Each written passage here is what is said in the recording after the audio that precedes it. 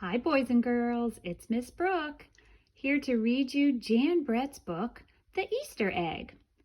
Now, we read a Jan Brett book back when we were learning about bears. You might remember first we read Goldilocks and the Three Bears, and then a couple other versions of that story. And one was Jan Brett's version with the polar bears.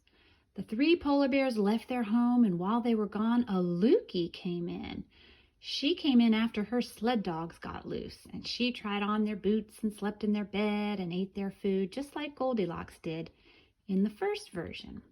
Well, if you remember that book at all, you might remember that I told you to pay close attention to the illustrations, the details. Jan Brett adds so much information in her pictures.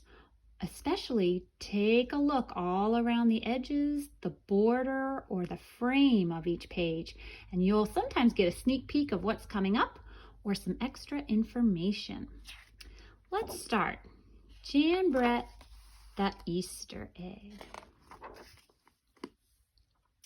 Chirrup, chirrup, spring is here. Time to start on my first ever Easter egg, Hoppy said. Each year, the bunny who decorated the winning egg got to help the Easter rabbit hide the eggs on Easter morning. Hoppy had been dreaming about being that bunny all year long. Now it was time to get started. Everywhere Hoppy looked, rabbits were working on dazzling eggs. I need an amazing idea, he thought. Hoppy spotted Flora Bunny planting spring wildflowers in her eggs.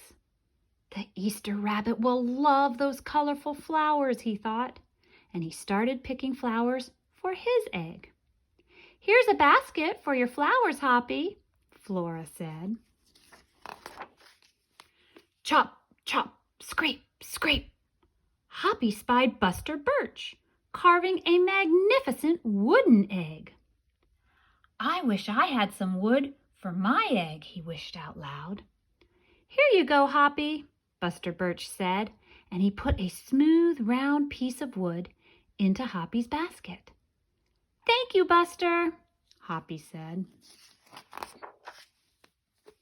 Hoppy was hopping along when the smell of sweetness led him out of the woods and straight to the chocolate egg that Aunt Sassafras was decorating with creamy frosting, squiggles, and bows.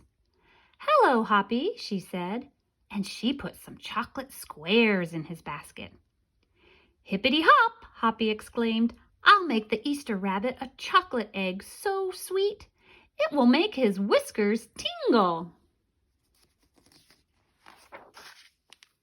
Then Hoppy saw Grammy Irene decorating one of her fabulous story eggs. First, she traced a design on the egg with a special tool. Then she dipped the egg in pots of yellow, green, orange, and red dye, adding to the design with each dip. Hoppy couldn't believe his eyes. I'll never make an egg that beautiful, he told Granny Irene. She smiled. Try, she said, giving him one of her special tools.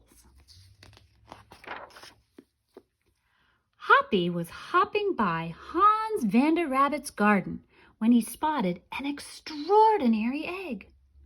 Hans was painting a portrait of the Easter rabbit, so real that he looked alive. Fantastic, Hoppy exclaimed. Thank you, Hoppy, Hans said. Why don't you make a painting on your egg? He gave Hoppy pots of paint and a fine brush. As Hoppy bounced along, a loud boing nearly knocked him off his feet. It was a whirling, twirling mechanical egg. Whoa, Hoppy said. That's an unusual egg. Would you like to make one? Roberto asked. Hoppy tried hard, but the harder he tried, the more parts and pieces piled up around him. Thank you, Roberto, he sighed, but I think I better make the egg that is just right for me. Hoppy hopped back to the woods and lay down under a tall tree to think. Making a beautiful egg is harder than I imagined, he thought. I guess I don't have to win. I just want to make an egg that I'm proud of. There's Hoppy thinking about it. Suddenly, the woods rang with the squawking of birds, sounding an alarm. Mother Robin swooped down, calling wildly, as if she couldn't decide where to go.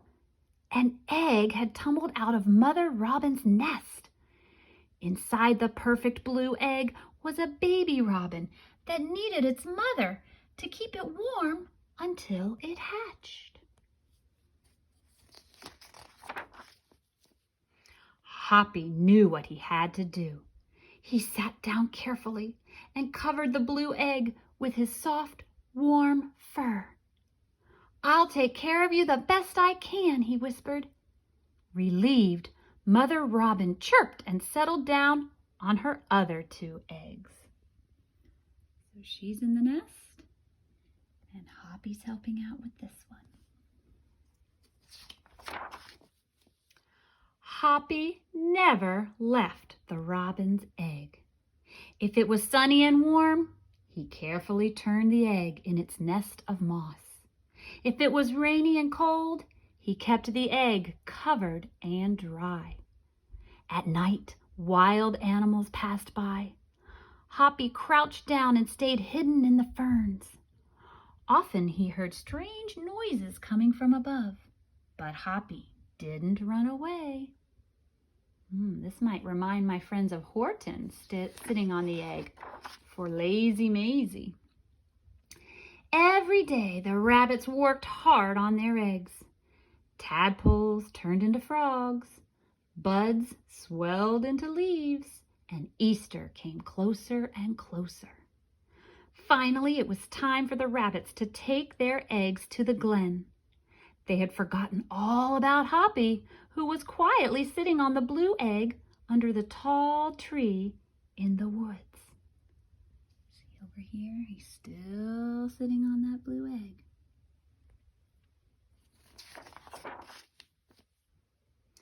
Early the next morning, the rabbits waited for the Easter rabbit. Suddenly, a beautiful wagon rolled toward them out of the mist.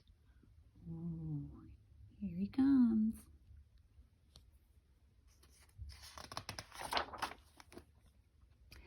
And it stopped. The Easter bunny stepped down from the wagon and admired the decorated eggs, one by one. "You have brought me the most beautiful eggs in the world. But a very special one is not here," he told them. The rabbits were puzzled. Whose egg could it be? "Fill my wagon with your wonderful eggs," he said.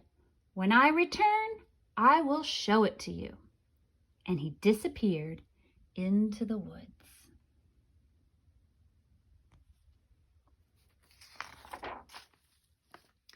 He came back with Hoppy, looking scruffy and bedraggled. "Hoppy has an amazing egg to be proud of," the Easter rabbit told them.